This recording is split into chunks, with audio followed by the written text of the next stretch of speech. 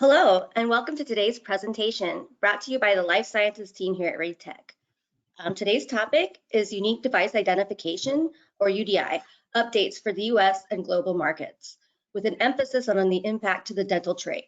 This meeting is being recorded and all audience members are muted. We do encourage questions, so please submit them at any time using the chat box. We will cover as many as possible during the Q&A at the end. If you're having problems hearing the audio through your computer, try calling the phone number listed in the email invite or on the screen by clicking on the phone icon. The slides and video link will be sent to all registrants after this live presentation. Before we begin, I would like to invite Fred Freeman, Vice President, Member Services from the Dental Trade Alliance, to give us some high-level information about the DTA. Thank you. Thank you for attending today's ReadTech UDI webinar. A lot of great content is being shared today. I am Fred Freeman, Vice President of DTA, and welcome DTA members. For those of you unfamiliar with DTA, the Dental Trade Alliance is a full-service dental trade association supporting members, manufacturers, distributors, and dental laboratories. DTA is located in the Washington, D.C. area. DTA provides support for medical device companies in the form of market intelligence, annual meeting, robust regulatory affairs activities, including access to a regulatory affairs attorney, networking, and international trade show opportunities. And there's more, like today's webinar. If you'd like to learn more about the Dental Trade Alliance and member benefits, please contact me following the ReadTech webinar today. I would be happy to discuss DTA benefits with you. Again, welcome on behalf of the DTA. Thank you. And we're so pleased to introduce our panelists for today's talk. We've got Gary Saner. He's Senior Manager of Information Solutions at ReadTech. Gary is a subject matter expert on medical device, unique device identification, and other structured content reporting to regulatory agencies and commercial organizations. He has over 30 years of experience in software development, process management, and data administration, with the last 15 focused on the life sciences industry. He serves as chair of the industry's structured product labeling technical team and on the advisory board of the medical devices group. We also have Andrew Pfeifer, an account executive and team lead for medical devices at ReadTech. Andrew is a RAP certified UDI global compliance expert with many years of experience helping medical device organizations implement a sustainable and cost-effective UDI solution. Okay. So I'll tell you a little bit about us. We're industry experts with over 19 years of SPL knowledge. We've got proven compliance systems with 750,000 SPL submitted to FDA Good ID. We're experienced major industry provider. 33% of all FDA Good ID SPL records were submitted by the Read team. And we're a trusted partner to over 450 medical device customers since inception. Right. Thank you so much. And Gary, I think I'll turn it over to you. Oh, all right. I'm sorry. Well, thank you very much, Sam. We have a lot of good information, and this topic on unique device identification keeps evolving over time. So thank you for jumping in and attending today. The updates are they keep on coming periodically, so we're glad to share the latest news that we have around the world. There's a couple topics that we want to focus on today. Obviously, the U.S. and EU have some of the priority interest from those in the audience, and we'll spend a quick review of the U.S., spend a little bit more time on the EU, and we'll see why in a moment. The following section would be on some details, some compliance rules, and we're going to focus in on the dental products. So we're so glad to collaborate with the Dental Trade Association, Fred and team over there. So for that particular topic, we're going to use dental product examples when we talk about some of the compliance down at the individual product level. And then we'll do a quick review around the world, some of those other health authorities, and cap off with some lessons learned that hopefully would be beneficial for you folks to have in play. If you're not already familiar with them, take them to heart as you move forward with your approach to complying with UDI. So with all that said, let's start off with the U.S. UDI. And actually, before we get started, I'm just going to recap. If those in the audience are not familiar with UDI, I'm assuming well over 90% are familiar with UDI, but there's perhaps a portion of the audience that are approaching this topic for the first time. Real quickly, unique device identification is this product identifier. It has two components. The device identifier is always present, and it points to a particular labeler and a product. And then the second portion is that production identifier. It's variable. It may not be there at all, or it might have up to 4 different production controls like expiration date, manufacturing date, lot, or serial number. Now, if you take a look at some of the goals that the health authorities have pointed to over the years, here's some that I picked up from the FDA, but they're very similar. You go to other health authorities and they have similar concepts. And the whole idea is to improve safety, improve that experience for the patient. And the way they go about that is making sure that there's this uniform, very accurate device identifier, and there's some other goals there about reducing medical errors and increasing safety.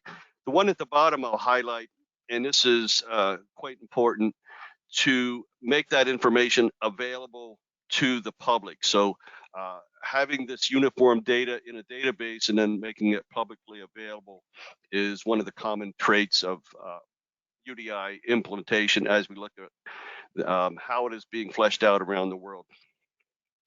So we get a lot of questions about how in the world did we get here? It's like, what's this short little history?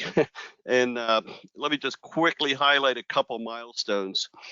This organization referred to as the International Medical Device Regulatory Forum rolled out a guidance in 2013. There's been some additional supporting documents since then, but they do provide a...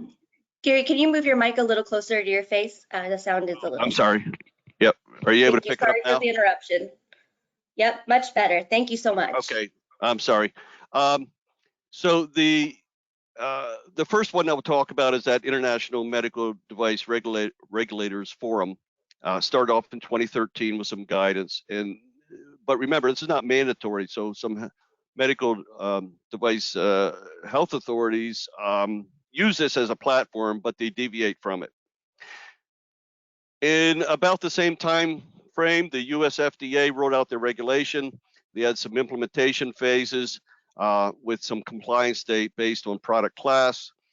The European Union, a couple of years later, 2017, rolled out this MDR, IVDR, the medical device regulation, and in vitro diagnostic regulation. There is a date of application for both of those regulations, 2021 and 2022, respectively. And we're seeing some adoption, finally, some actual requirements for voluntary and mandatory device registration starting in 2024, the fourth quarter.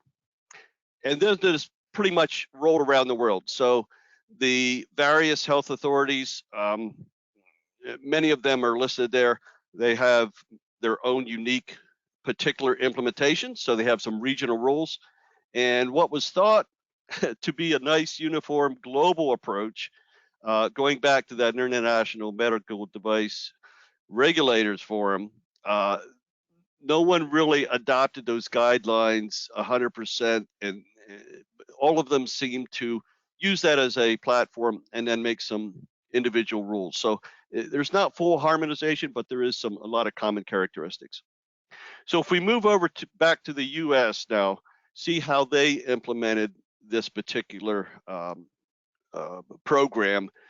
There is, I won't go into all the details on this note card, but there's note cards throughout this presentation on US and EU and so on. The various events over the course of time. We'll talk a little bit later about this guidance for industry that came out middle of last year, in July 2022, it had some updates to the deadlines and very significantly provided a Class 1 over-the-counter good ID exception. There's some information about how the US FDA approached this particular program, some metrics there. And in the bottom left is the various compliance effective dates. So various Class 1s, 2s, and 3s all had their deadlines. And we just came off in December last year the deadline to report Class 1 devices into the global UDI database, Good ID.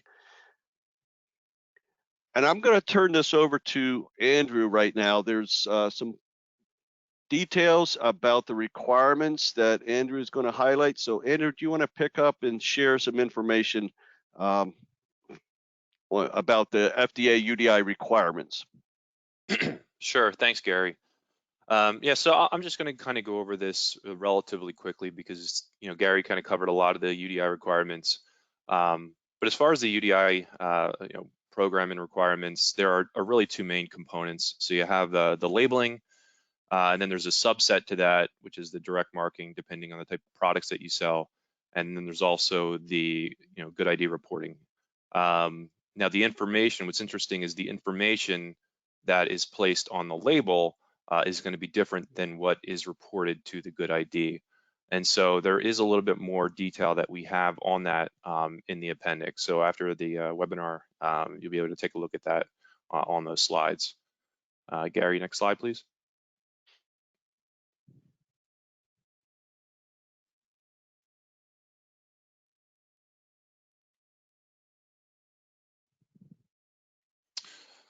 So as far as today's February 9th, which is about 2 months after the last UDI deadline in the US. Now that was on December 8th, as Gary had just mentioned, for the Class 1 devices. Now, if you all have already completed your UDI submissions, a question we often get asked a lot is, is your UDI compliance, is it done? Another one that we also get asked about a lot is, for companies that have not reported their UDI data into the good ID, what types of consequences, are you facing? So Gary, could you provide maybe some additional insight into what specific requirements companies need to fulfill, after the initial submission to the good ID, as well as, what types of consequences companies could potentially face if they do not comply with the UDI requirements? Yeah, that's a good question that comes up. Obviously, we passed the deadline in December, so great relief. A toast to everyone that had participated and actually kudos to the FDA for rolling this out over a number of years. But the bottom line is UDI is not a one-time activity, and the US UDI in particular is not done. There's ongoing requirements. So there's some examples on the screen here where over the course of time, you do have to make updates to your records and maintain records that are sitting in the good ID. So you might come across errors, omissions, or you might have some additions over the course of time. You might roll out a new packaging level, or you might actually discontinue a product and a particular version, and then there is a requirement to actually enter a discontinued date into that record. And then there is this activity from the FDA. It looks like they're taking a second look, more detailed look at the quality. So they might actually approach you and ask for some additional information on some fields that were omitted. So don't be too surprised if there's a contact from the FDA. There was an official that indicated such back in November that they were going to take another look at the quality and in some cases maybe actual contact labelers. And then obviously if there's a brand new version of a product, you need to create a new record, or if you roll out a brand new product, there is this requirement to have a new record submitted for both of those scenarios. there's some storage requirements. And then to answer the second part of the question, Drew, about being late, if you have not yet submitted data, I would highly recommend that you make efforts to remediate that and get the data submitted as soon as possible.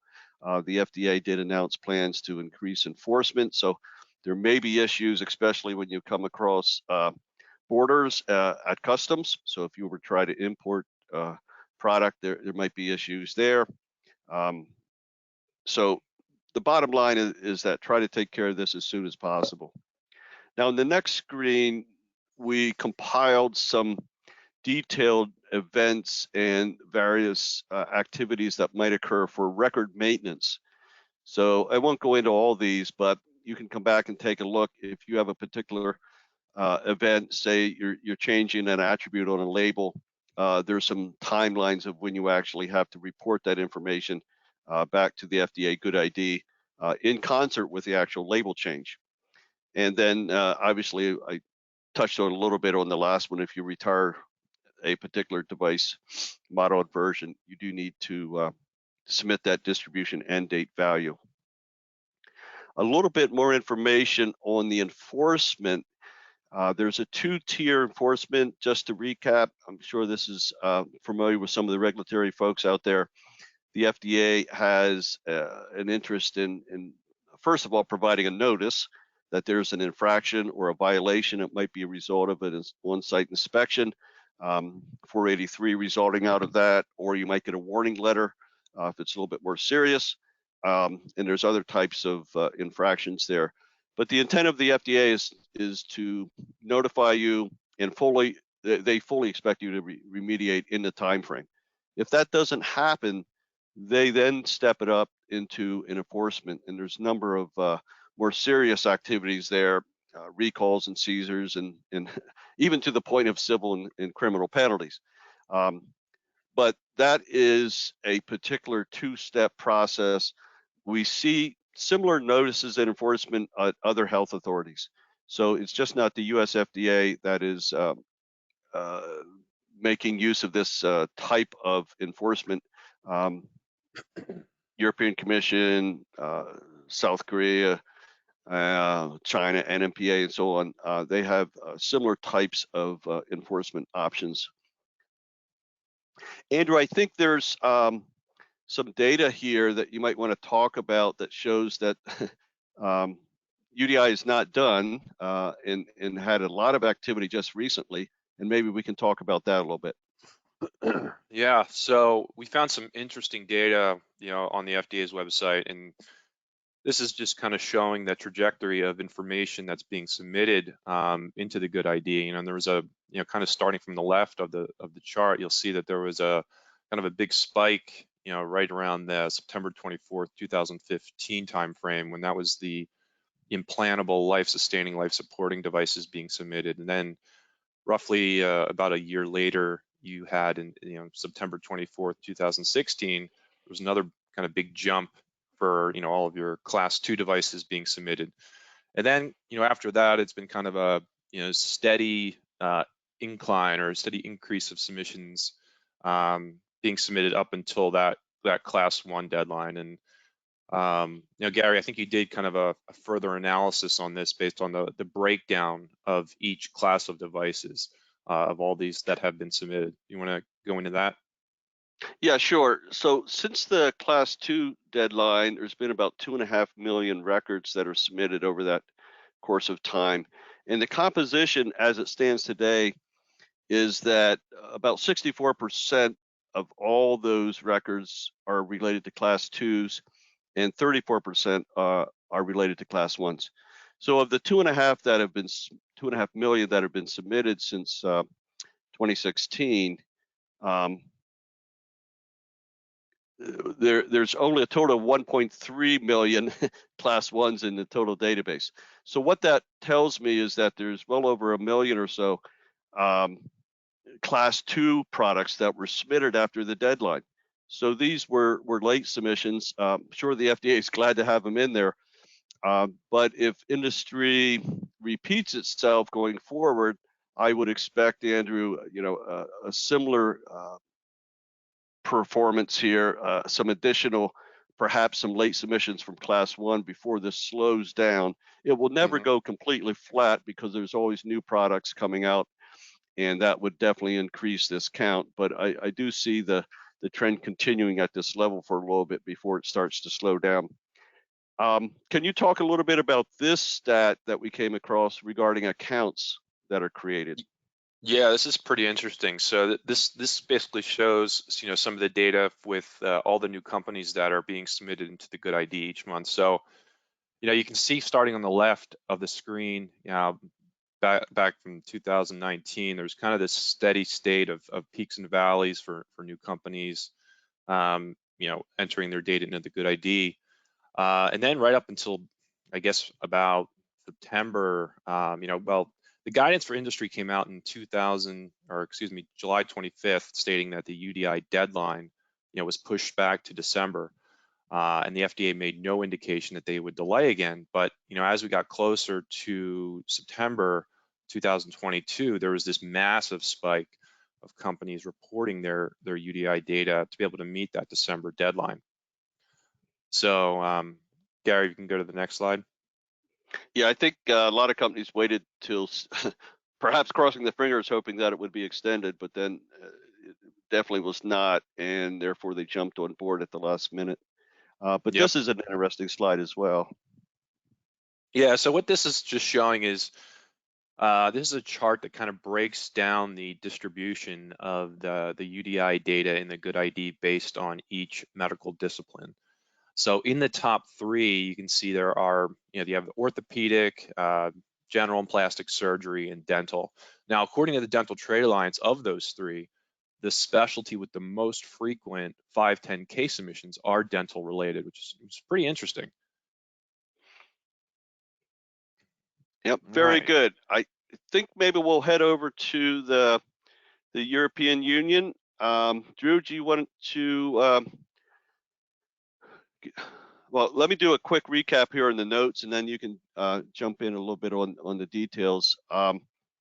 Similar type of note card that we looked at earlier, with the various events in the upper left-hand corner, the date of applications, and so on, and the compliance in the bottom left. Now, noteworthy is that we're in this voluntary submission period of medical devices being able to report it to the UDI, which is this European Union database, and then running simultaneously, there is some legacy products that are able to be continued after the date of application, and we'll talk a little bit more about a proposal there to extend that.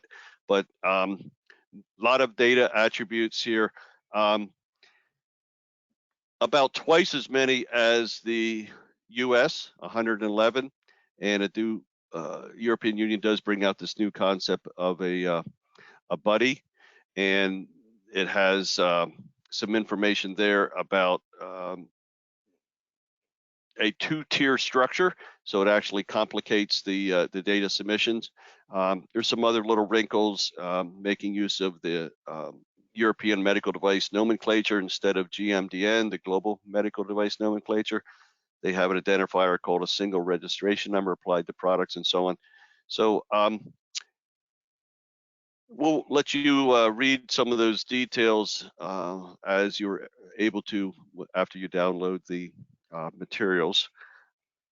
This particular one, Drew, do you want to talk a little bit about the details of the European Union UDI requirements and how that might differ from what you just talked about on the US? Yeah, so after the European Commission came out with the EU UDI requirements, you know, for medical device manufacturers, there's kind of this paradigm shift away from the US UDI requirements. Most noticeably was the UDI reporting. So the total number of attributes, as you can see in the upper right quadrant, increased from 57 in the US to 111 in the EU. So additionally, what they also introduced was this new component called the basic UDI DI. And so what that is it's a primary identifier of a device model. and essentially identifies a grouping of devices. Now, additionally, in the EU, as you can see in the lower right quadrant, the UDI is placed in as part of the technical documents, which is required to be maintained or retained for 10 years. However, in the US, it is very explicit that the US UDI records be saved for 3 years after the date of discontinuation. Next slide, Gary. All right, so as far as the European Commission, in December, they identified, this proposal for the legacy device extension in a meeting, and it was part of the public record which the industry became aware of. Now, on January 6th, the European Commission officially proposed this to the European Parliament. So, Gary, could you provide some additional details on the provisions regarding the proposed extension? Sure. There's some additional details about this extension that only applies to legacy devices, and there are some criteria that must be met to qualify and be able to claim those particular extensions. So first of all, there is 2 categories. There's a category of Class 3 and Class B implantables, and they are able to have their lifespan extended all the way out to December 31st, 2027. So this proposal, and this is actually a change to the legal framework. So it is amendment. It's not a guideline or other type of document. So there has to be an actual change in the law to allow this to happen. But that would extend the lifespan of these legacy devices on the market like 3 years and 7 months. So considerable extension. The other category is the Class 2 A and Bs, and the Class 1s serial, the sterile rather, and the measuring and the reusable surgical instruments. They are able to be extended 4 years and 7 months. So that's even longer. So they go all the way out to 2028. So if you're in those particular 2 categories, you know that you have this extension for placing these particular legacy devices on the market. Now, I will call out, since we have a number of dental manufacturers in the audience, the implantables, the European Commission carved out some products that did not have to meet the first deadline. Normally, they would be in this Class 2B, but they do get the extra year. Those products being dental fillings, dental braces, tooth crowns, and so on. Down at the bottom, there's a footnote with a whole list of them. So the interesting footnote there is for the dental audience is that they have another year. They can go all the way out to 2028 with those particular products. So let's take a look at this graphically. And before we go there, go back to the appendix and look at the criteria. There's a number of rules about, a valid certificate being in place. You have to make plans to have this product under a regulation by 2024, and have a particular agreement in place with a notified body. So there's a number of criteria before you actually exercise this extension.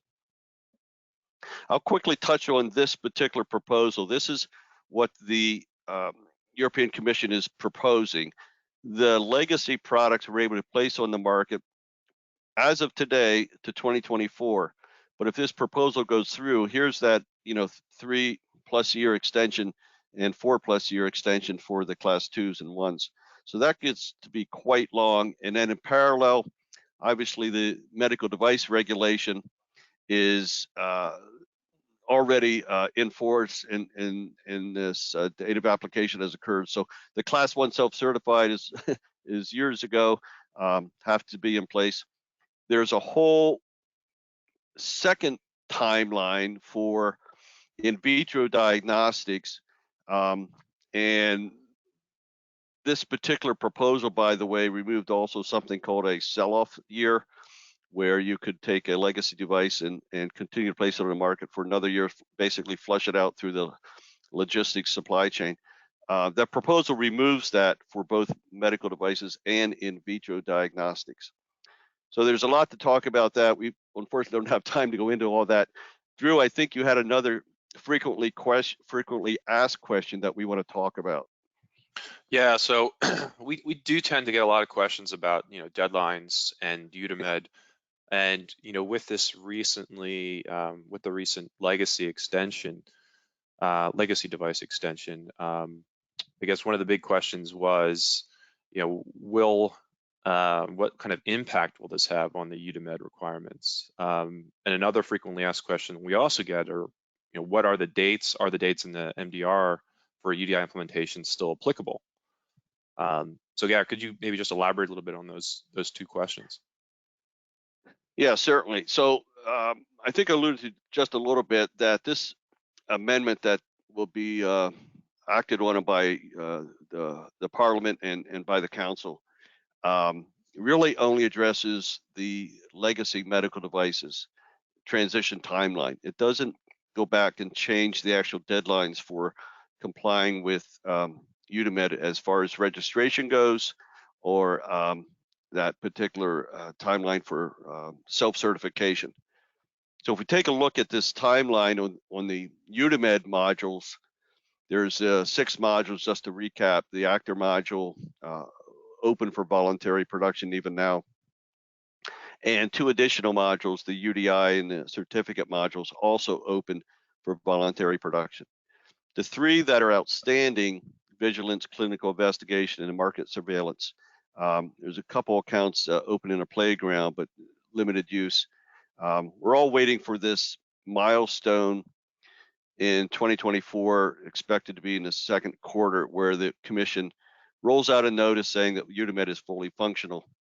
And then that triggers a number of activities that are tied back to the regulations. And each of those modules then have various mandatory phases. And there's this 18-month window for the UDI and the certificates to transition, and then they go mandatory in the second quarter of 2026. The bottom line is all these states were not affected by that extension. So MDR was not technically delayed. The proposal only extended the lifespan of the legacy devices so that you can move forward with your MDR compliance in a timely fashion. The European Commission was looking at data. It looked like the amount of notified bodies and the capacity of notified bodies would not be able to satisfy all the certification requirements for all those legacy products coming off their certification and hitting their expiration dates. So they did put this proposal in place to extend the lifespan and allow those products to continue to be placed on the market, keeping products available to the population, and yet in parallel, fully expecting notified bodies and manufacturers to work toward eventual MDR compliance. Let's take a quick poll. Sam, do you want to open up the first poll question? Sure thing. Just give me one moment to get that set up. Okay, the poll is open. Let me move a couple things around. I don't have all my screens. Here we go. Where is your company in reporting the US and EU UDI data? So if you all wouldn't mind giving us a little information about that, you've got a few options here. I'll give everybody a couple moments to get up that information in.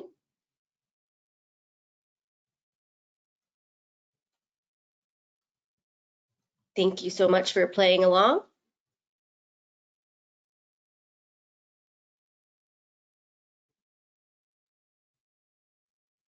All right, I'm going to close the poll and share it.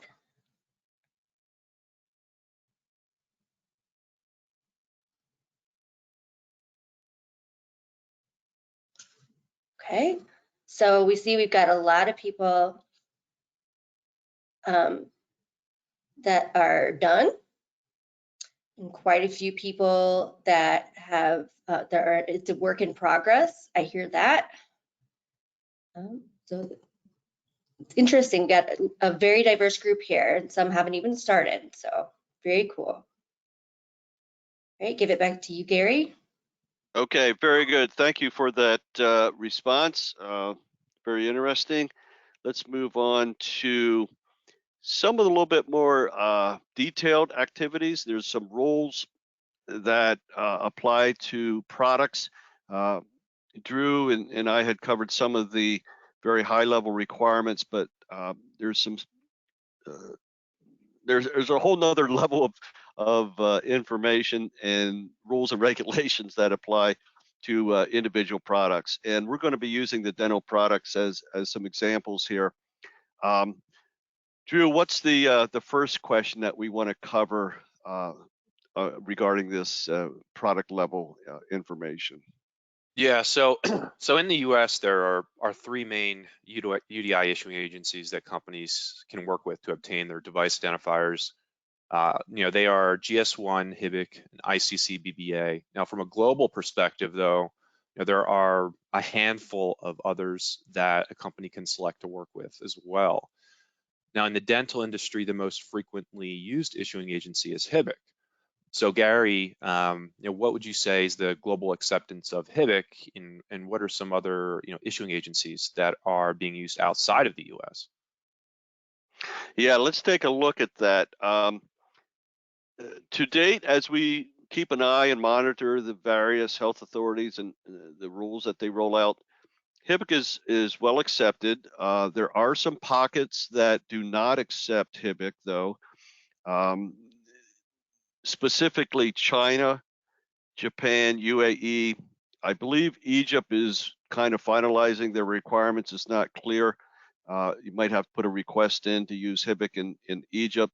And then going back in time, the National Health Service of England had a program, not a health authority, but a national health service that did require GS1 and not HIBIC. So those are a couple areas. If you market into those particular areas, then you definitely need to have an alternative other than HIBIC. I will say that GS1 is accepted by all the markets that we've taken a look at in the dominant standard. We did an analysis on all the data that is at the FDA Good ID. So you can access that content, and an overwhelming majority, 88% of those records did have a GS1 identifier, 12% with HIBIC, and just a couple decimal points for ICC BBA. So it was very short.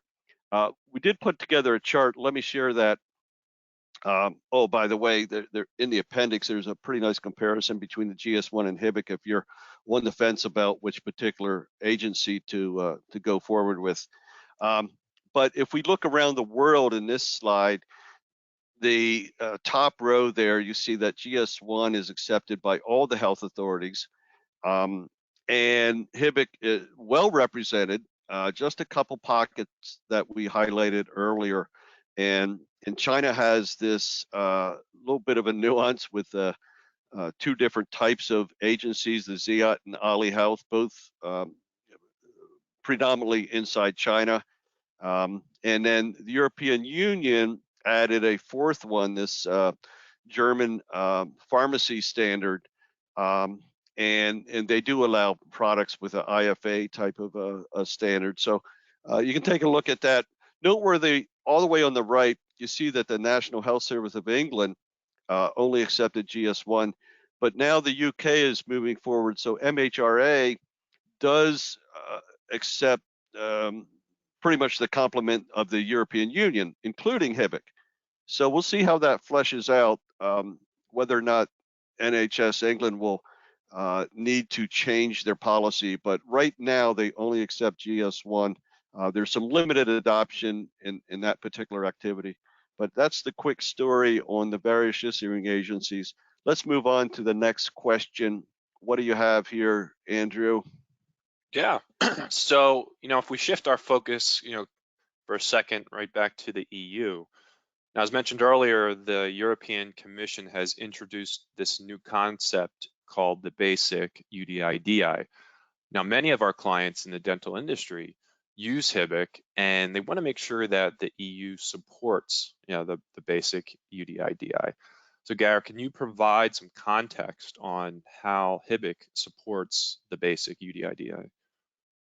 Yeah, without a doubt, the HIBIC does have a accommodation for the basic UDI-DI. Actually, all the standards that the European Union accepts does have a game plan on, and each standard does have a way to accommodate that. So for those working with HIBIC, you'll recognize some of these components. The labeler ID code, actually for a basic UDI, has 2+ symbols in the beginning. You would normally put 1+ symbol in the beginning for the actual device identifier at the product level. So we're talking about the grouping level, the basic UDI-DI, 2+ symbols, and then you have your standard alpha letter and 3 numbers for your company identifier, the LIC, this labeler ID code.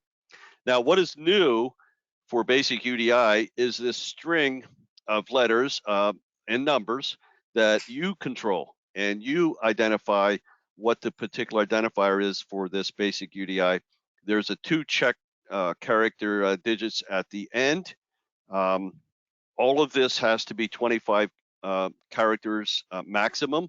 And if we compare it to the GS1, it's relatively similar. So the first component for those using GS1 would be your standard GS1 company prefix. So there's nothing new about this. You've already been making use of that in your device identifier. So that's the same. But what is new is this model reference. And oh my goodness, look at this. GS1 is able to accept letters and numbers. So the device identifier is completely numbers, but now you, for the basic UDI, you can actually use alpha characters, and then there's 2 check digits at the end. So this is unique. As you know, GS1 has a single check character. So there's algorithms from HIBIC and also GS1. The standards allow you to pump in these numbers and then have a little calculator come up with the check digits. There's a lot more information about how this is handled and the differences in the appendix. So again, we're trying to focus in on the various topics here, but supplying backup information in the appendix. Let's move on to the next question that comes up quite frequently, Drew. What's this one? Yeah. So another question that kind of pops up a lot by some of our dental customers, and as well as manufacturers of other devices as well, is whether a custom product needs a UDI. So the short answer to that is no, but Gary, I'll let you elaborate on that. Yeah, this is right, the no, but there is some caveats and criteria around custom products. You can go to the CFR, the Code of Federal Regulations on the US side, and read about some of these requirements. They talk about custom products.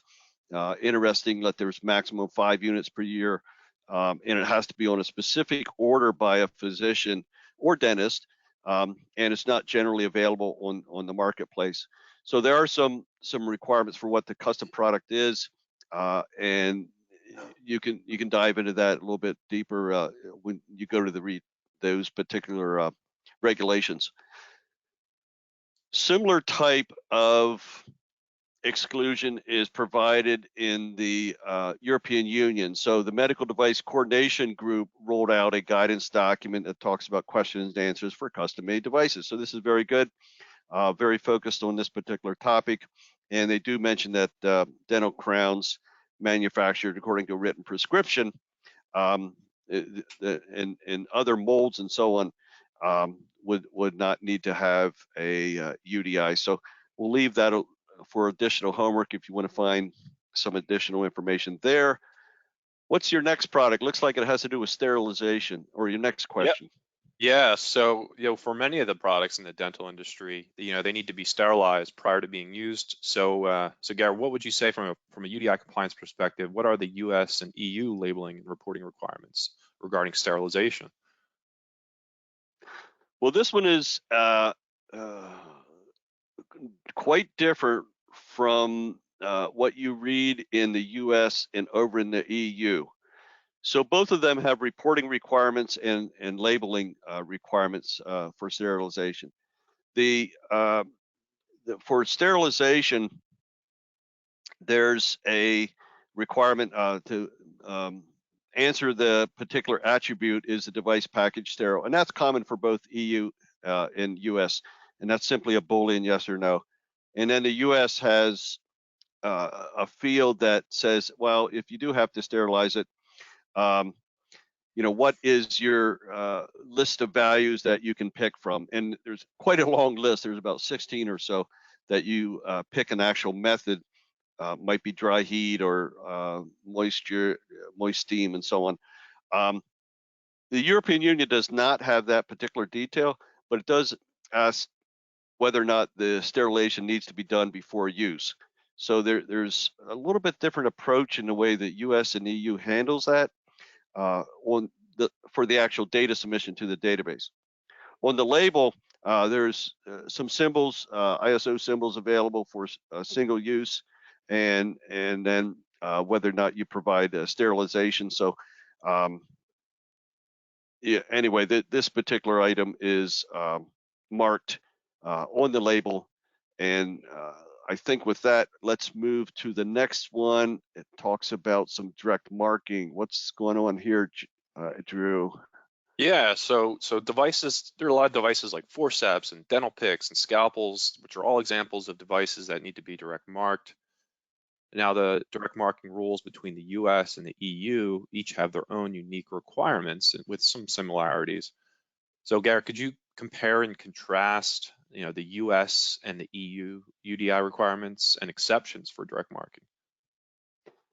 Well, certainly. And unfortunately, this topic is a little complicated because there's a lot of different nuances. We need to put everything on a single page and take the whole page. So there's a lot of detail in here. We won't go through all the nitty gritty, but most importantly, I want to highlight a couple things about the criteria. Does your product need to have a direct mark on it? So the FDA has this regulation that talks about more than once, and that has been clarified by the FDA to mean repeated uses on different patients. So different patient, first of all, and does your product go through reprocessing? And again, that was clarified to be high-level disinfection or sterilization. So if you meet both of those criteria, multiple patients in this high-level disinfection or sterilization, then you do have a requirement to place a UDI as a direct mark on the product. There's some differences when you move over to the EU. The regulations use the term reusable. There's some further information that reusable would require cleaning, disinfection, sterilization, or refurbishing between uses. So the European Union definition and scope is much broader than the FDA. And we'll see if that gets any tighter to be more aligned with the FDA. But right now, it's a much broader range of products. So cleaning, that could be soap and water sort of thing, and therefore many different products that the FDA would exclude. So European Union has many more devices in this category. And there's some exceptions here about what you can actually put on the product. It can be the same or different than the actual device identifier. The carrier is interesting. The US allows just the human readable or the barcode, the automatic identification data capture, AIDC, or both. When you go over to the EU, the requirements, first of all, lay out that both are required. And then they say if there's a limited space, the AIDC, like the barcode, is required, but the human readable is optional. So it's not quite the same as far as presentation on the actual product. And then there's exceptions that affect safety and effectiveness. That they're pretty much similar. There's some links there if you want to read more about direct marketing, but this can be quite complicated and actually quite expensive to implement if you do in fact need to apply direct marketing to your products. Let's move over to another topic here, Drew. Yeah, so last question in this section is relating to the Class 1 OTC Good ID exception. So Gar, what would you say is the impact of the Class 1 OTC exception from the Good ID reporting? Yeah, again, this has some a lot of information. We'll just touch on that. We had done a webinar just the end of the last year, so there's a link there if you want to follow that and get some more information. But real quickly, some scenarios for Class 1 products in particular. There's exemptions if your Class 1 product is good manufacturing practice exempt, so there's no UDI required at all for that scenario. And then the one that you just highlighted is this exemption for consumer health product, meaning these products are sold over the counter in the retail business. So the exclusion there is for the Good ID reporting. You still have a requirement to place UDI on the product. Many times this will be a UPC presentation. And if your product is prescribed, in the prescription area, used by hospital, professional use, and so on, there obviously is a full UDI requirement. And then what I refer to as the cross products, I go to my doctor and they use Band-Aid when they give me a flu shot. I can buy Band-Aids over the counter. So there's some products that are both used in professional scenario and also over the counter. Those products need full UDI. So the exception that you were referring to there, the for Good ID exception, does not apply to these cross-use products. And with that, I think we'll move to the global. I see the time is moving on, and Drew, you want to open up this section where we turn our attention to around the world? Sure. Yep. So, a lot of the health authorities around the world have, adopted the UDI compliance, but fortunately, there isn't really a harmonized approach to those requirements. So, at this time, everyone, please put your tray tables in their full upright position and fasten your seatbelts. I'm going to hand over the controls to my co-pilot, Gary, who's going to then take us around the world, providing insight into the UDI requirements for the UK, Asia, and Australia. So Gary, please take it away. Yeah, so this is going to be a real quick review. I'm looking at the time, and we spent some good detail on the US and EU, but you can take some of these note cards home for homework. I'm really just going to talk about maybe 1 or 2 points on each one of these. South Korea, the Ministry of Food and Drug Safety has rolled out a program, and this has actually completed. So the Class 1 requirements were the last class July of last year.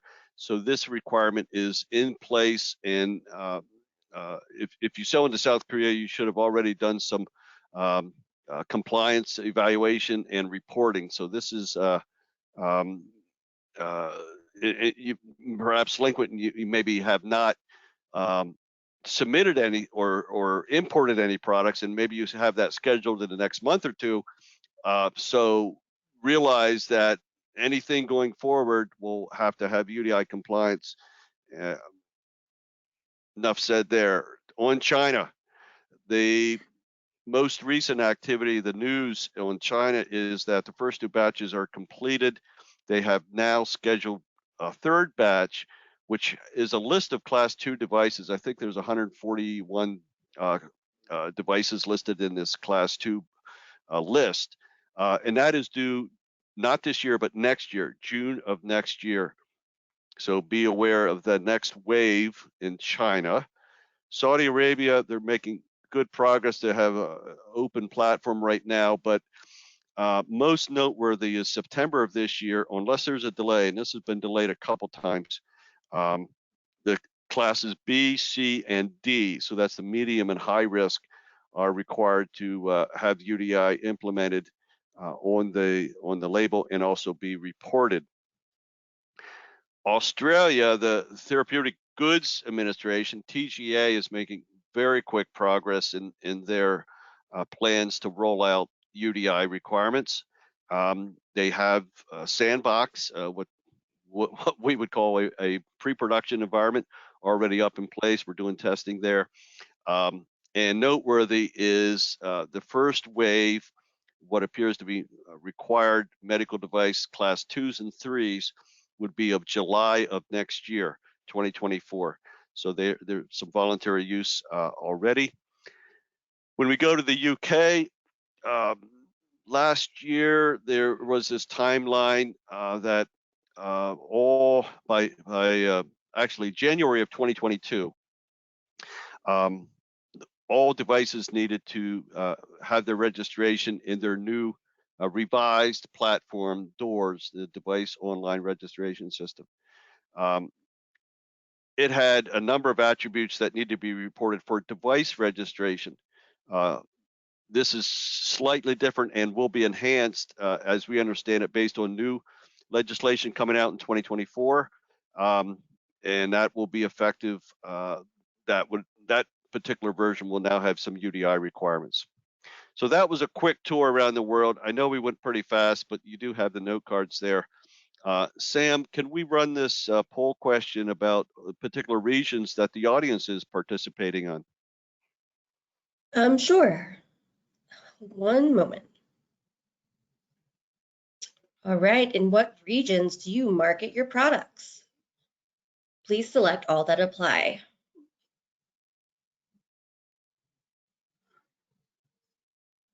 Interesting. So I'll give it just another moment.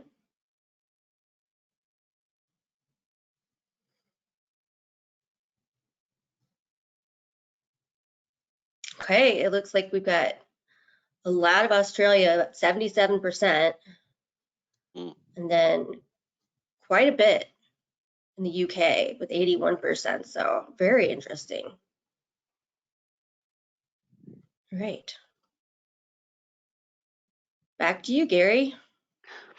Okay, so the last little section here that we'll cover are some lessons learned that we have found over the years. I'd like to share them with you and go into a little bit of some details about how we can help. Drew, can you recap some of those particular takeaways for us? Yeah. So I think it's important to note that single point solutions can be pretty inefficient, time consuming, cost prohibitive, especially for companies selling into multiple regions around the world. So I think it's important to consider a centralized approach when managing and submitting global UDI data from one location. And it's important not to get started, or don't wait to get started, because there are a lot of different steps that can be implemented to cut down on that overwhelming task of creating that UDI implementation strategy. Make sure to familiarize yourself with the requirements, the attributes, the deadlines, identify your UDI governance team, perform your gap analysis, because the longer that you wait, the more problems and challenges that can arise. From an EU perspective, make sure that you engage with your notified body if you have one. It can take many months to become MDR certified. If you don't have a notified body, try to find one that is accepting new clients as soon as possible. Currently, there are only about 8 notified bodies for IVDR, and there are about 37 for MDR. Other areas to focus on include registering your company in the actor module to get your SRN, and also make sure to work with your authorized rep to get registered if you are a manufacturer outside of the EU. Next slide, Gary. Also, it's important, as we have seen with recent proposed legacy device extension, which was announced in December, it's important to keep an eye out for updates, not just in the EU, but also in other health authorities around the world. Don't expect the data collection to be a walk in the park. Each health authority has unique attributes that need to be aggregated and this can be very time consuming, even if you have all of your data in one place. Additionally, the data needs to be validated to the requirements of the specified health authority. And during this process, errors are uncovered and the remediation cycle can be tedious. So the EU is probably the most complex because it does have double the number of attributes that the US has. So despite the many challenges that companies face when implementing a UDI program, there are resources and tools available to help support your efforts, and ReTech can provide that subject matter expertise, the training, and the efficient tools to submit your data to the various different health authorities. And then just kind of a quick overview. We discussed a lot about the different health authorities that have implemented UDI requirements today. And so selling into multiple markets can present a lot of different challenges. And in order to solve those different challenges of managing and submitting the different data sets around the world, we developed what's called the single source for medical devices, which basically helps organizations comply with those many different global UDI submission requirements. And so basically single source is a single scalable and flexible data management platform. And real quickly, starting on the left, you can see the diagram is a representation of the medical device manufacturer's ecosystem. And many organizations have like an ERP, PLM, RIM system. Others have Excel spreadsheets or even paper where they have all their data stored.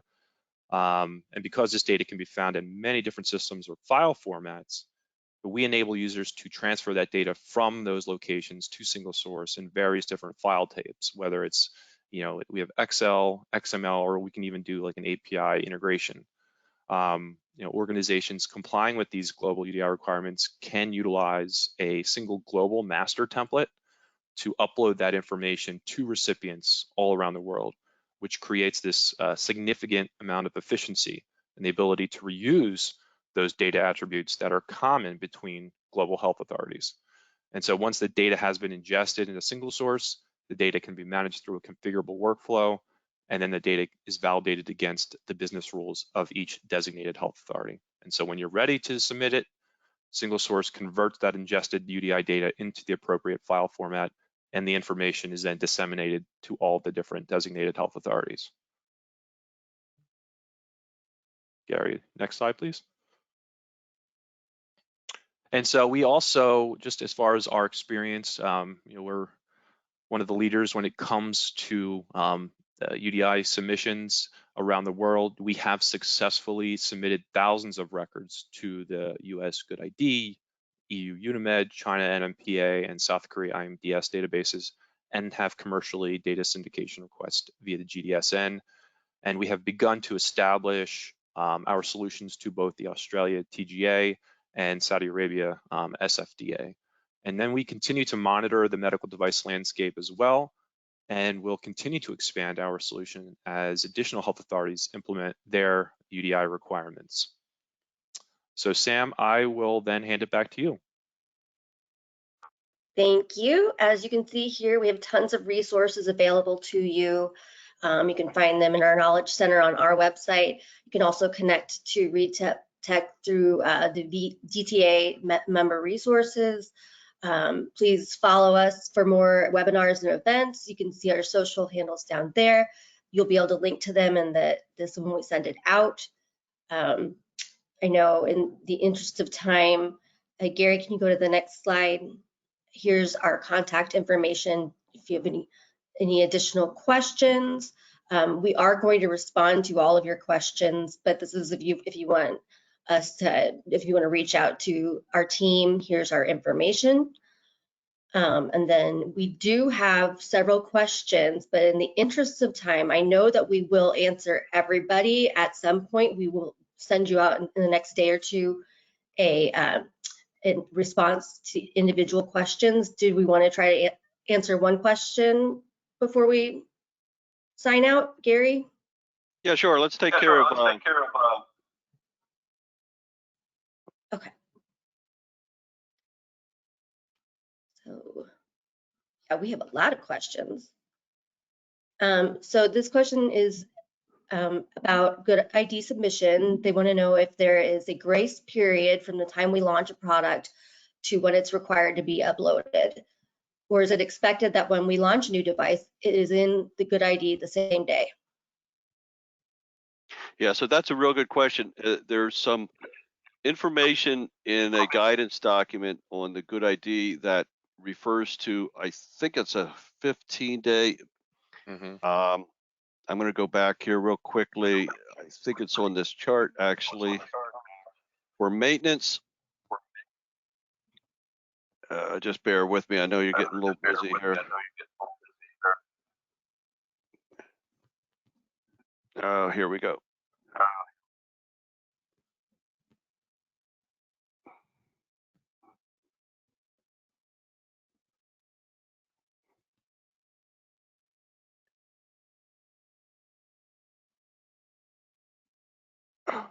I'm sorry, I'm having a little trouble finding it, but we'll get it here.